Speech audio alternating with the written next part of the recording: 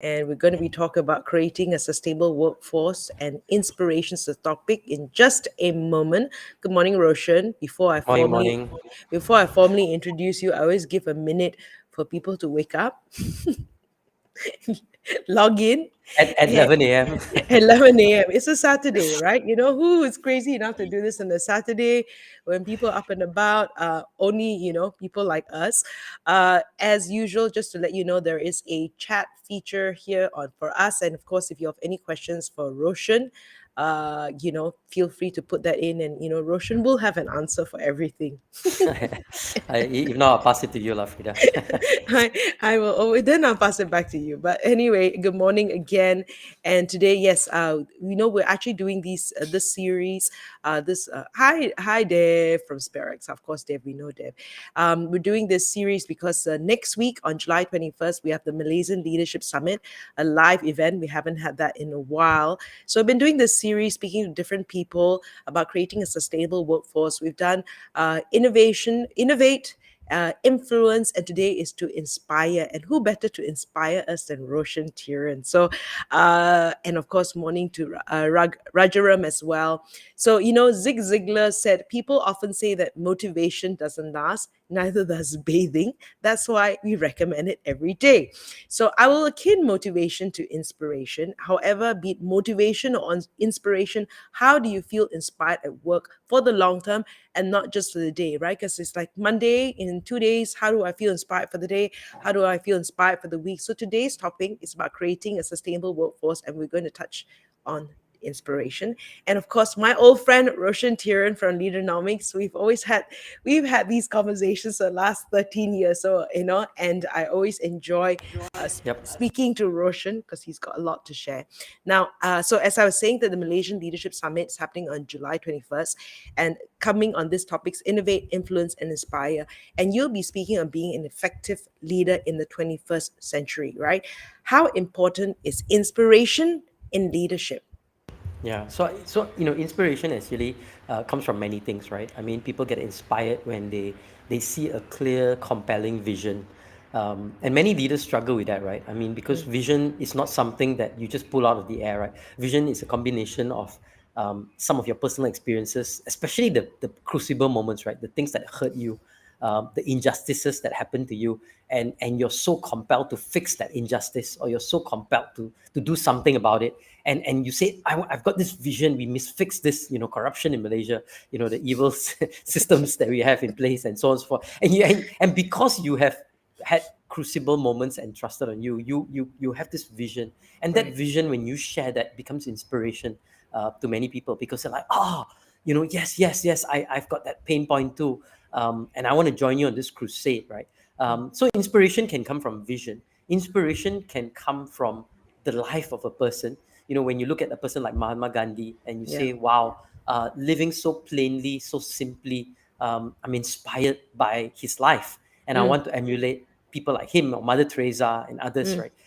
That is inspiring, right? So inspiration comes from many places, mm. and sometimes, inspiration, it's very interesting. There's a chemical called oxytocin, right? Yeah. That is actually something that is the chemical of inspiration, lah, so to say, lah. They call it, Right. sometimes you call it the leadership chemical, right? So, if say I fall down, and Frida helps me, and Rajaram watches this happening, right?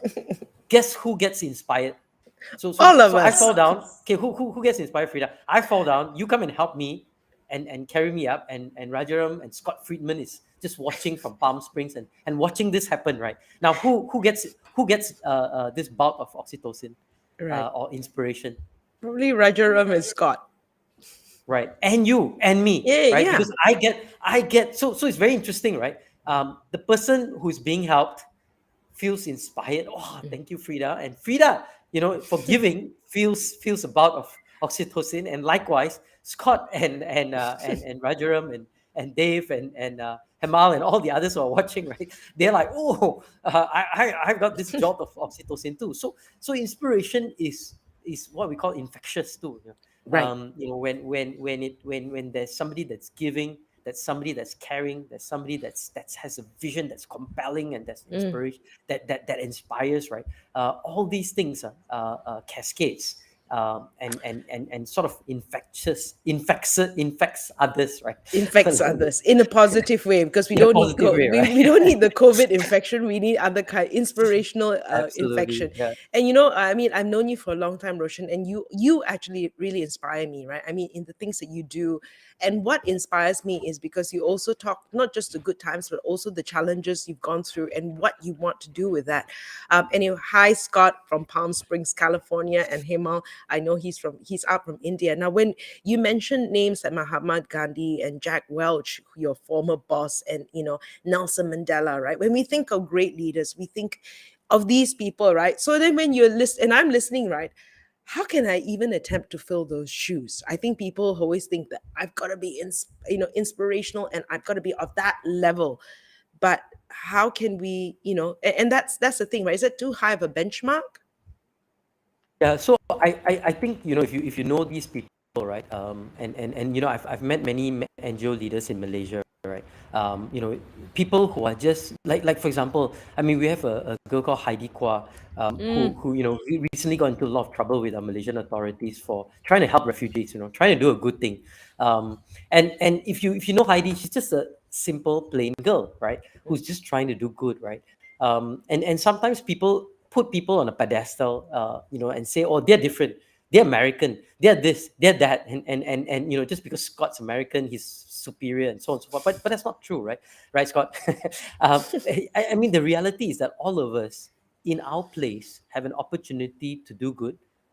We have an opportunity to be able to inspire, to be able to do the simple things. And I think we're not called, all of us are called to do these big amazing things that are world changing, that's gonna make Malaysia and transform it automatically, right. and become, so, just having a new prime minister doesn't mean transformation happens, right? It happens because many many small little things happen when Yeah. little people like me and you and Mm, Jason Ding, right, with Rema Radio and all these other guys that are watching it, right? When each of you do one good thing, one small thing that can transform a person's life, not just many people's life, that has a ripple effect on other people and has a ripple mm, effect on another person, and it's a cascading thing. It's accelerates, right? It becomes geometric in terms of its evolution, right?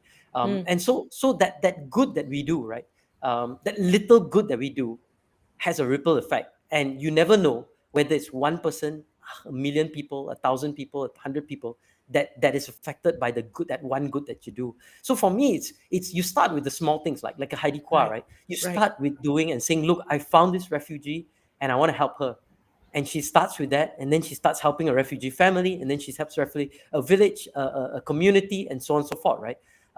And when she gets in trouble, everybody's, oh, Heidi Kwa, oh, she's amazing, oh, she's like, the government is Mm, after her, and this and that. I mean when we start, look, Heidi started very simply, and mm, I know, knowing her, speaking to her, sometimes connecting with her, and sort of encouraging her, right? Because I mm, think everyone that's doing good needs encouragement, they need right. support, they need a team behind them to help them along the way. And there are many Hadikwas in the country. Yeah. And I was just, Yeah. we're having this Malaysia Leadership Summit. And part of it is we're going to give out to social enterprise leaders and NGO leaders free tickets, right? I mean, the idea is to raise money for these communities, but also to give them an opportunity to learn from great global speakers that are coming on the 21st. Right. And so I was connecting with them. I was WhatsApping, different NGO leaders and different SE or social enterprise leaders, and say, hey, I want to get you a ticket to come over to the Malaysia Leadership Summit so that you can learn, so that you can grow, so that you can become better. 'Cause my goal, I think, same with Scott, is like, if we can take one person and make them a better leader, right? If Right. they become a better leader, guess what happens? The community that they serve, the organization that they serve, the society, the NGO, the social enterprise, the company that they serve becomes a better company because they have a better leader, right? Mm, And that's the goal, right? And if you can do that across the board, right, you see countries get transformed. When mm, organizations, societies, community outreaches, and so on get transformed because the leader gets better, wow, we will start to see huge transformation across our country. I mean, that was the dream of leaderonomics, right? right. When we is to get one person to be a better leader, so that they will be able to transform the community that they serve. And if Right. you have multiple communities being transformed, wow, you will see the nation get transformed, right? Right. And really, that's really the premise. It's collecting money for charities is great, but enabling a leader from that organization to be able to fish and to be able to be self-sustaining and to be able to fund better and to be able to lead better. Wow, that community, that NGO, that charity, that social enterprise becomes a far superior entity because the leader got better.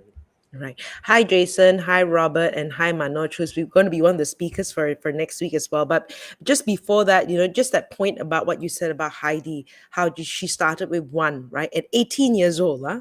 And she's not even, and it's so she's, and I know her personally as well and what she's gone through. And you see her highs and her lows. And she's not even 30 to have gone through what she has and to continue on that journey. That's something else. But okay, maybe what I'm going to do is I'm going to just show you what's happening with some of the speakers that's happening next week. This is the future of work. I've just learned some new features today thanks to Roshan. Woohoo.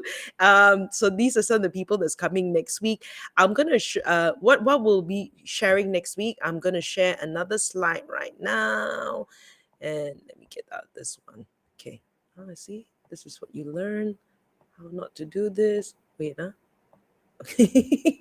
I wanted to show this. Okay, you can share this and talk about it. Sure. So the Malaysia Leadership Summit is something that we've been doing since 2013, originally with Bank Negara, and it's a partnership between Leaderonomics and Together We Can Change the World. Now, Together We Can Change the World is an NGO in the US comprised of global speakers, so famous global speakers from all over the world. In fact, this time we've got some from Europe also coming, not just from the Mm, US. And every year, what they do is they pay their own money to fly down to Malaysia, Cambodia, Thailand, a lot of the developing countries, and they actually give money to NGOs, charities, and social organizations in these countries to help them. Specifically, they focus on women and children. Right? Now, in partnership with us, what we do is once a year we run a leadership summit. And this year we're partnering with SP Setia. So very grateful SP Setia. SP Setia has given us the venue, the food, the logistics, and everything. They've covered that for us, so we don't have any cost. And the speakers like Scott and others that are coming, Yana Fry and Cyril and many others that are coming, they fly at their own cost to Malaysia, and they actually end up coming here and speaking. And what happens is we charge for tickets, and 100% of these tickets are basically donated to charity. So you see, it's a powerful event. This is a 2019 right. event. After you have time, I'll show you a little video Mm, on that. We cover these 12 award-winning speakers. There's customer satisfaction, there's sales and service. Merit Khan is coming down. She's one of the best sales gurus. So she's flying down from the US. With communication, we have George, who's a negotiator, George Walter, mm, and many others. We have Manoj, who's a very deep thought leader in terms of technology. He's going to talk about the future of work and how some of that is shaping. I'm going to speak, and later we can share a little bit about what I'm going to share a little bit on. So we've got all these great speakers who are lined up, who will be coming. And of course, Frida Liu will do something amazing together with Manoj. They're going to analyze, they're going to say, Roshan, that you talk was suck. okay, so what you should have added was this, and they'll criticize, they will comment, Really? they will add their input to the talk, and they'll be like this business analyst after a CNN talk. They'll analyze the session. So you get a lot from the two of them. Huh. Also, so you've got Yana Fry, who's a very famous host. We also have a fireside chat. So Connie Damel is flying from Europe. I mean, she's the chief HR officer for Hanover Re. She's coming in from Germany. She's flying down. Nirampal, Datin Badunisa, the HR head, the CHRO for QSR Group. And then, of course, you get Pete Yong. Everybody loves Pete from Yellow Brick Road. And today he's a founder of Pulsify. And these are fireside chats where they'll have private one-on-one sessions where you can come and jump in and listen to these guys. So all these guys are going to be available to you, and it's going to be at SP Setia. It's a great place. Food, everything available. And remember, when you buy a ticket, 100% of proceeds go to charity. So Mm. if you can buy 100 tickets, if you can't buy one, and we'll send you the link in a bit where you can if not, send an email to me. I'll put my email out in a bit, and we can get you tickets. And what happens is 100% of these tickets are donated to various Malaysian NGOs and charities and so on. And some of them we will feature. But more interestingly, if you are an organization, right, this is 100% HRDF claimable. So if you want to send your employees, it's free, right? Just go get the HRDF grant, and you should be able to get it. Most organizations have signed up, have leveraged the HRDF grant, so you'll be able to get full access to that. So join us. You get great speakers. You get to network with them. We've got people from Maybank who's coming, from SP Setia, from so many different organizations that are going to be there. Duo Pharma, Big Dutchman, and so on and so forth. That's going to be Hanover Re, and many other great organizations that's going to. So it's a great opportunity. We look forward to seeing you there. That's an email.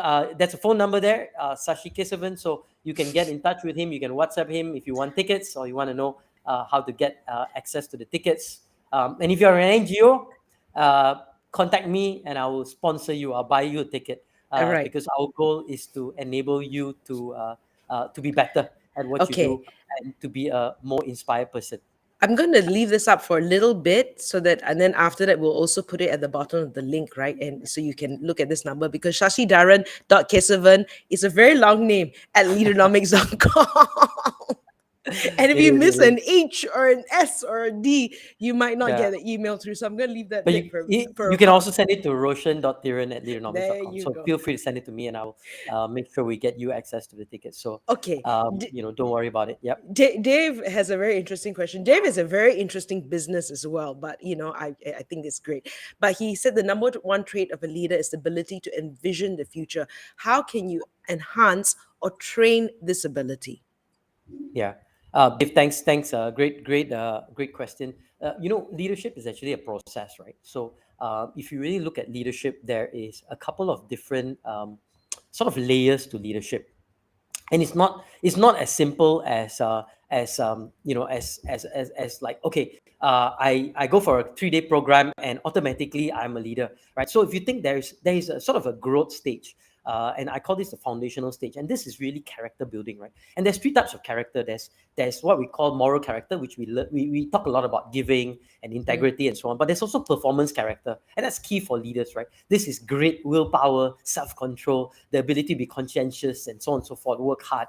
That's another character. And the last one is intellectual character. Is this your beliefs that you have? Oh, I'm Malaysian means I'm lousy. I'm small. I come from a small village. So we have certain beliefs that are sometimes curtailing it. So that's character, right? Now character develops and becomes values, and values become attitudes, and attitudes become behaviors. So you can start to see sort of that one piece of that pie. mm, Now the other piece is where we have critical events happen to us. So a critical right. event happened to you. Well, before the age of 12, if something bad happens to you, it's called stress and trauma. Not good. Mm, But mm, above the age of 12, right, when a bad thing happens to you, it's actually a good thing because you have the resilience to understand the issue and say, look, why did this bad thing happen? What can I do about it? And when you start doing stuff about bad things, you start to develop this capability of having vision, because a bad thing gives you a vision, something to focus on. Howard Schultz from Starbucks, right? When his mm, father died because he was a ticket conductor in a train and didn't have benefits as a part-timer, got really upset and he said, I'm going to set up a company that everybody, including part-timers, get benefit. Now that's right. vision, right? And it happened because of a bad thing that happened, right? So Right. that's called crucible moments. And Warren Bennis has this whole study. Now that enables you to have vision. But there's other ways, right? You also have to develop your intellect. Leaders are smart, right? Generally, they are able to connect dots. They're able to see things, and that's what happens at the foundational level of developing your intellect. Now, you also have to develop skills. Now, your skills that you develop is related to your leadership, right? So, Mm, if you have a vision to solve a certain problem, and you're here today, you need specific skills to solve this problem. Not necessarily all skills. There's hundreds and hundreds of leadership skills, right? But you need to figure out what your vision is and then figure out what skills I need, because I'm here today to be able to learn, to be able to close that gap, right? mm, So that's that layer of learning, of functional learning, technical learning, or what we call competence building. But your competence should be built according to your leadership requirements, which right. is connected to your that. Now there's also secure base layer, right? Because when I was young, I had parents that were very good, right? They gave me security and comfort, and I got to explore and I got to do stuff. But when I became a teenager and became rebellious and naughty and irrational, like most teenagers, I had a coach. His name was Mokhtar Dahari, and he is like, Roshan, come back here, Roshan. And that coach, and he happened to be Malaysia's best football player, was an inspiration and enabled me to learn about Right. work hard, build my character. Right? Hey, it's not about skill, it's about perseverance, it's about character, it's about working hard. And Mokhtar shaped me in that way, right? Now, as when I had my first boss, and one day you should interview Mike Petroselli, my first boss, right? So Mike was my first boss at G, and he walloped the shit out of me. But he always wallop hard, right? I mean, he had this ability to push you and then hug you, push you and hug you, and you loved him and hated him. And but it helped because you had a secure base. Now, when I become a leader, I can be a secure base because I had good parents, a great coach, and a great sort of secure base when I was a teenager with great teachers, and then also a great mentor and coach when in my first job, right? And that secure layer is also another important layer. So a lot of leaders have the skill, but not the capability to be a secure base to their employees, to their followers, and so on. So it's multifaceted. It's not a simple answer to answer, but the answer Right. is that you got to learn to work on different pieces because it's a process. So leadership is a journey, right? So you can be 70, 80 years old and still not a leader because the fundamentals may not be there, the foundational pieces Right. may not be there. Right. And you need to start back at the foundational to build the character, to build the values, to build the attitudes and behaviors, and then go back to having that secure base so that you can be a secure base for others, and so on and so forth, right? Yeah, so sorry for that long answer, but No, no, it's no. It's it's okay, secure base, and that's one thing as well. I know that sometimes when I reach that certain point, I'm like, I can't think further.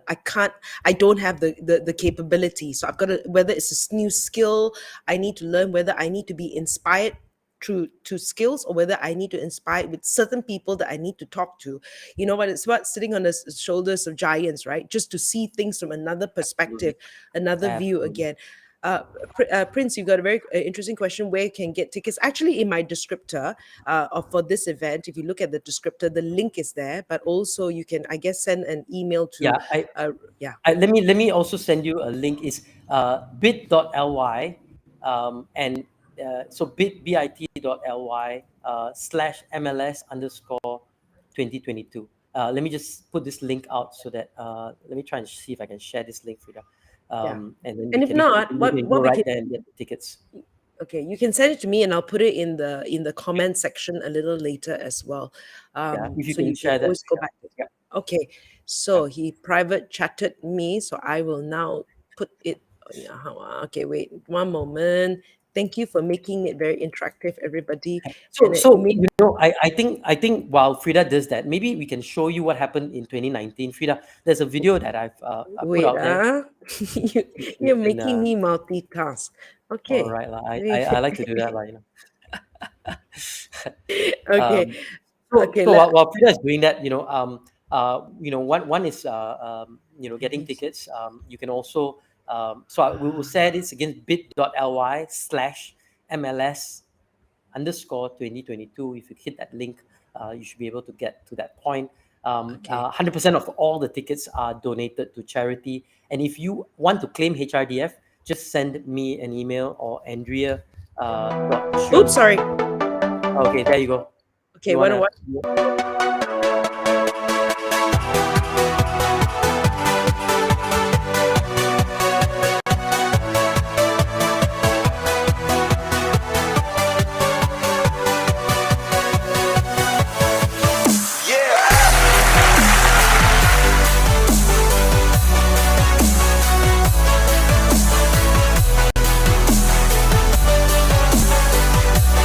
Sometimes we think it just is a great leader that creates innovation, but we know really that it's the whole team. You can't just have a few stars, the whole team has to be innovative and creative in order to really keep yourself at that cutting edge.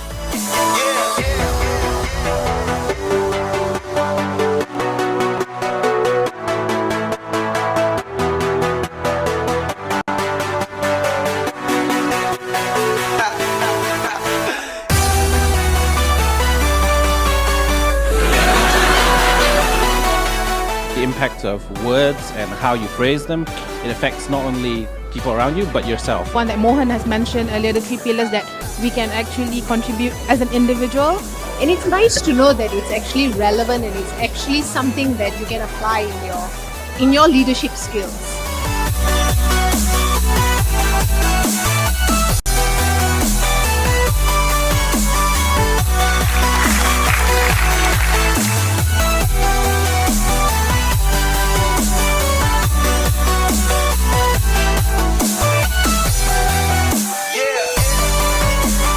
Your mindset as a leader cascades to the rest of your world. So how you set yourself up in your mind, your thoughts, your judgments, what George was talking about, how deliberate you can be with your communication, the words that you choose, that all starts with mindset.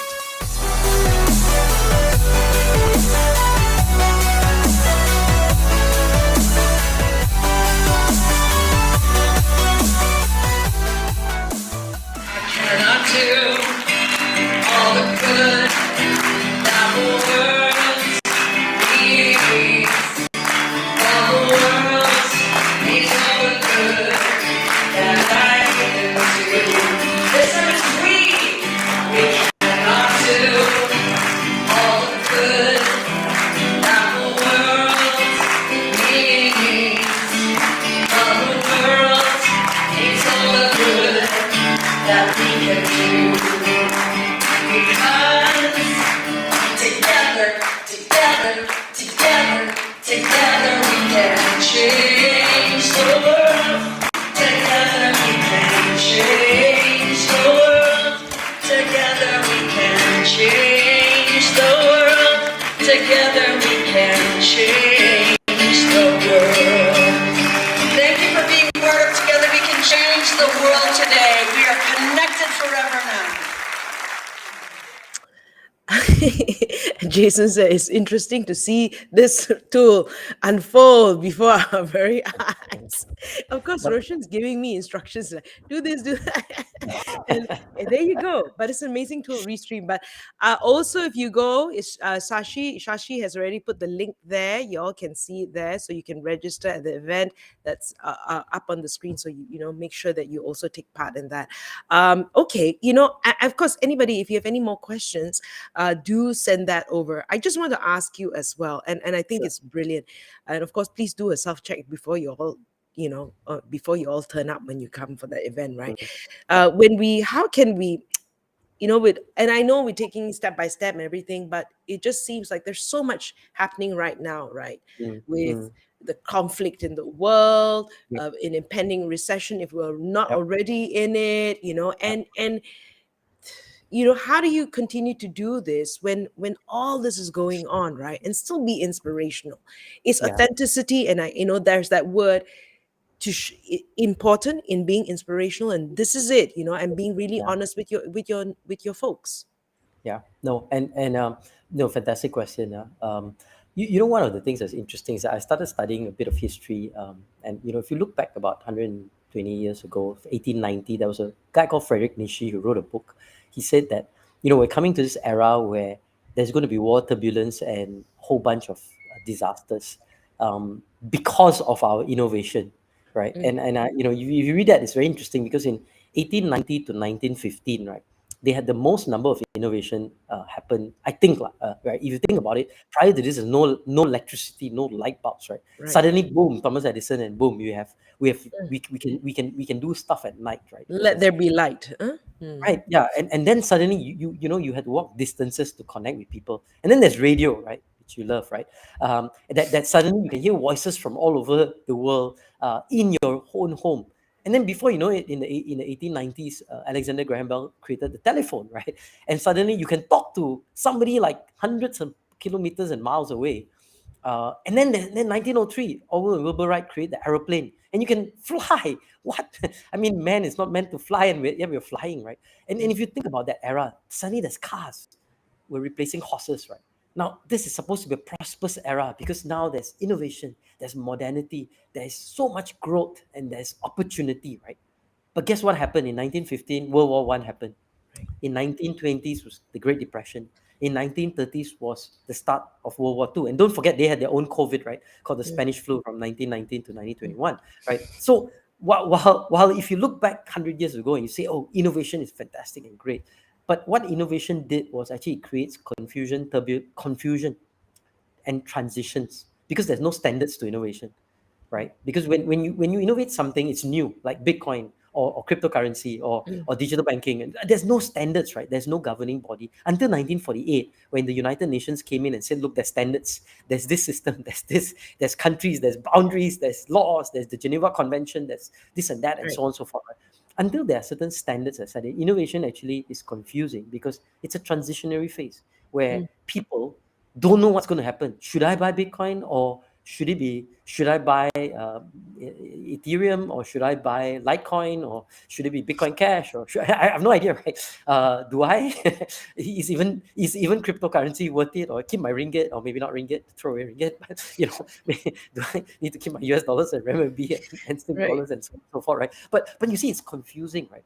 And whenever there is transition, it's a time of confusion. Just like you had to change horses to cars, and that means jobs change. That means horse lanes had to be replaced by car lanes. That means Right. we had the guys who were clearing horse manure have to Mm, do car maintenance. I'm like, oh, mm, how do I do this? And what machine do you want me to drive? And there's accidents because there's no right lane, left lane, so on and so forth. There's no real order at that point. There's no standards, right? And I think we're in that same era now, right? Where it's hyper innovation, hyper growth, a lot of transitions happening, and people don't understand this new era, just like they didn't. And so right. what happens is, I don't know what job I'm going to do. My job is going away. The governments are useless all over the world, right? Because they have no sense of the reality on the ground. They have no Right. sense of what's happening, and they're just talking nonsense. They're talking 100-year ago garbage, right? Yeah. Nobody's understanding, and that's what this conference is supposed to address, right? We're saying, look, work is going to change.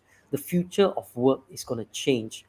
And what we need to do is we need to be aware that we are in transition. Because if you're aware, and this is what Friedrich Nietzsche wrote, he said you need the sixth sense. And he said sixth sense is not the five senses, smell and so on. The Mm, sixth sense is the ability to understand the context of the age. And I think it's the same thing today. We need this right. extra sense to understand the context of today's age. Today's age is a networking age. Today's age is a digital age. Today's age is we're getting rid of all physical stuff, right? Mm, With automatic drive, or with driverless cars, with robots, with all the stuff that is manual is slowly being eradicated, right? Even all the thinking stuff, right?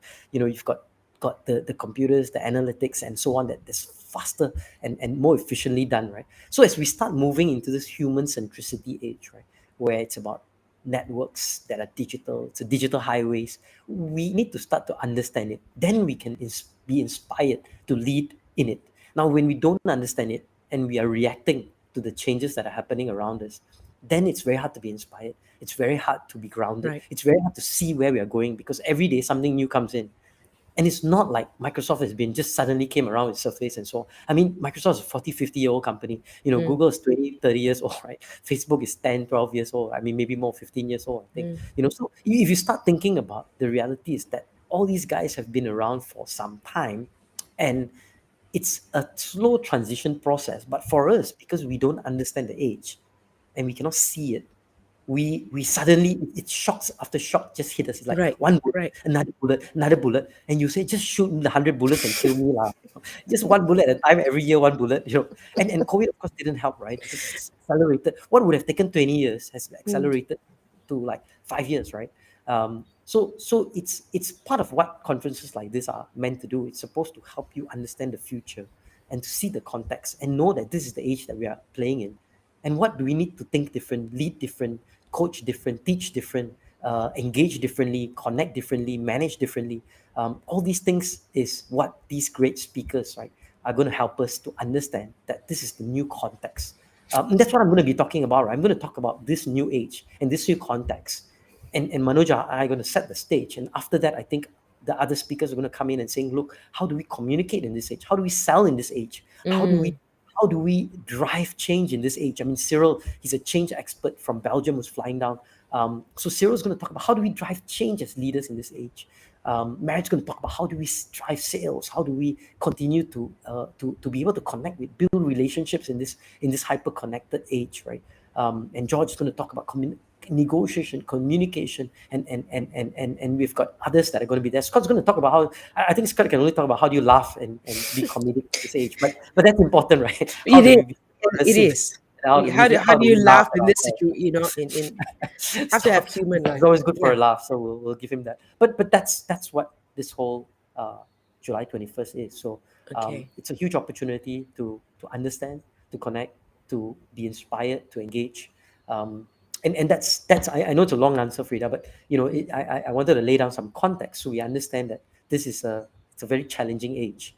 Mm, Um, but okay. so was it 120 years ago, right? I mean, if you Right. never had electricity, suddenly there's people working at night, suddenly there's factories working 24/7, suddenly there's no Right. labor laws, there's child abuse, there's all kinds of Right. stuff that's happening, right? So We. it was a confusing age 120 years ago. It is a confusing age now, but we'll navigate it just like they did Right. 120 We years ago. we But forget and the that, ones right? that the ones that will be successful is the guys that understand the age, the Rockefellers of the years, the JP Morgans, the guys that understood that this is the context and how we're going to play in this age, So we forget that, right? We forget what happened and then how we can be prepared, right? I think mentally. And I know, so we were saying that the Wi-Fi connection was a bit buffering and all that. Well, you can, I've always been inspirational to see Roshan and to hear you speak. And if you want to, for sure, no buffering. If you come on July 21st to the event, no buffering. Be there physically. The link is there for you to register. And I think that is brilliant how you can get ready for life, how you can get ready for work, and know that when you buy the tickets as well, it's going for a good cause. So it's going to be a feel good event any which way you look at it. So again, thanks, Roshan. Get more of him next week on Sure. July 21st. Register for the event. Have a fantastic weekend, Yeah. everyone. Thank you for joining us. And And great to see Jason, Dave, and all the others here. You guys are doing great work. Keep doing your great work. see you all So, next week. all right. All right. Thank you, everybody, and Bye have a good bye. weekend.